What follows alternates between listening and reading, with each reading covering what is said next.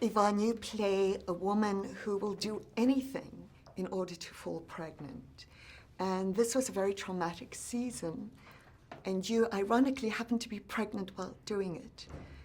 What did that do to you emotionally because of the stress not only of your personal life, but having to play this traumatic character? Yeah, I think I'd be lying if I said I wasn't slightly concerned about playing someone like Serena while pregnant. It was definitely on my mind. And I sort of tried to separate it as much as possible. Energetically, I would envision my baby, my growing baby, in a safety bubble on set, and like a bubble, like a real bubble that was made of kind of material that was indestructible, and that he was super safe and sound in there. And then I would carry on my scenes, but there were a couple times when, because I hadn't told anybody at a certain point that I was pregnant, but it got to the point where we had some sort of, violent-ish scenes, like the rape scene, the big rape scene, and also the scene in the lake house where Joe kind of pushes me against the wall when we're having that huge fight.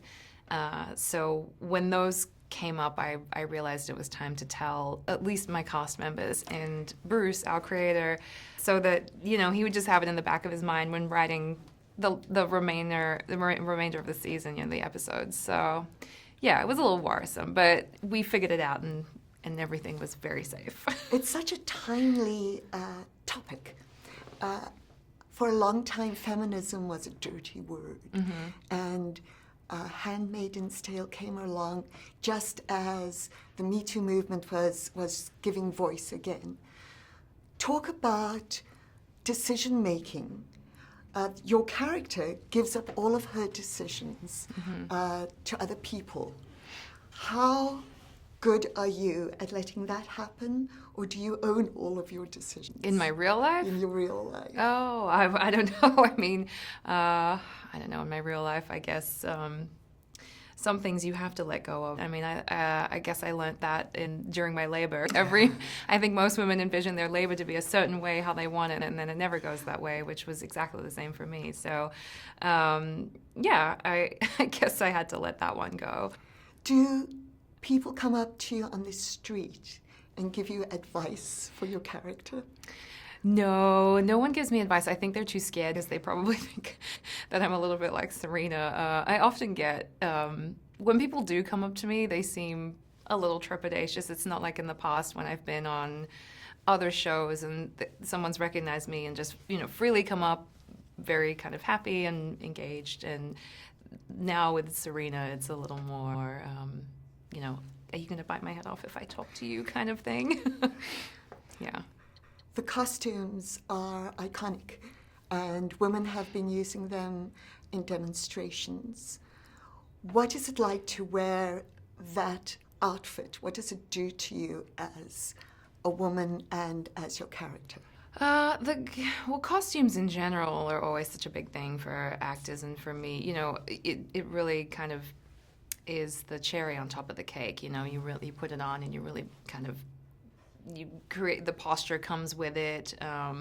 Serena's costumes are so kind of very tight and done up here, and Anne, our costume designer, was very specific about how much neck coverage, how rigid it was visually. So it really adds that physicality for me, and with the shoes as well, and the hair being severely pulled back in that bun.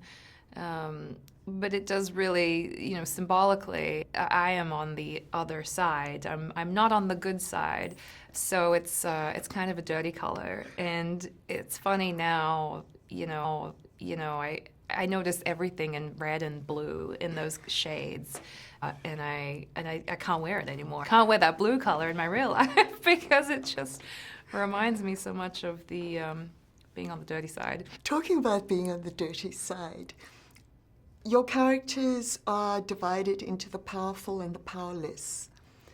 What's it like behind the scenes? Do you guys sit together? Do you find yourselves drifting into color groups?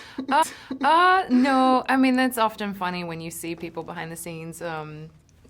when people are mixing when they shouldn't be, their colors, you know, like wives talking with the handmaids, and we're all hanging out. But people often take photos of us hanging out because it is funny to see the colors mingling when normally on the show you wouldn't see that.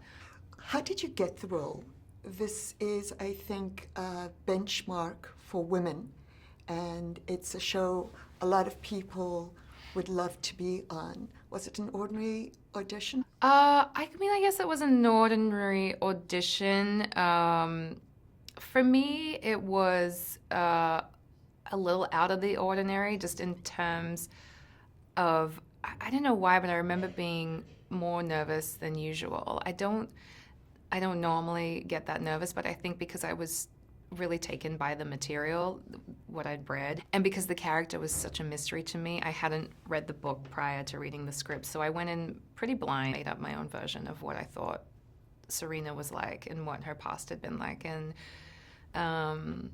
yeah, so I remember going into the room clearly, and I remember Bruce being there and us having a fair bit of discussion that, you know, is always a good sign when someone seems to be engaging with you.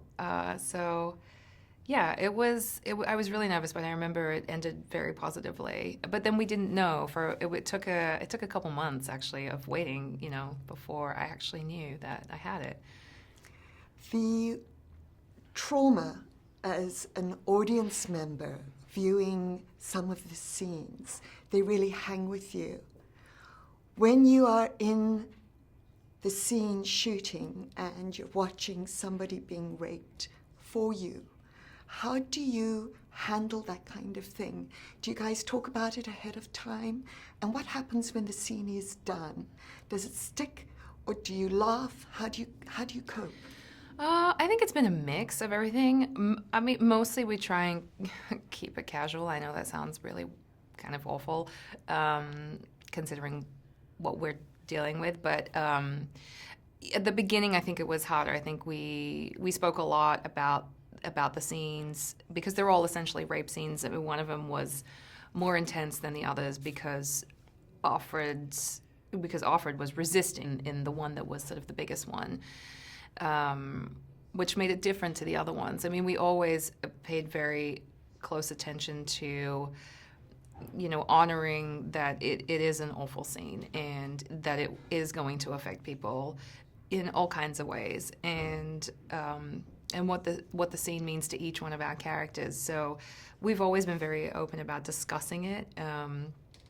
I think the hardest one was definitely that last one where Offred resists, particularly for me because I never envisioned that I, as a female, would ever be in the position of rapist, you know, as because I was partaking in that. And that was really difficult to wrap my brain around, and it did actually feel quite awful to do the scene. So when you are finished with the season, do you go off and do something like light and fun, or well, how do you get over it? This season was so intense. I think by the time we finished it, I was just, I think I was just ready. I didn't need any, you know, party time or some kind of crazy vacation. I was just, you know, we got to the end of it and I was like, all right, I'm good. I'm done. I can pack that away. Did you find that you identified more with maybe some feminist traits? Maybe something awoke in you by playing this character? I think certainly something awoke in me just by being involved in the show.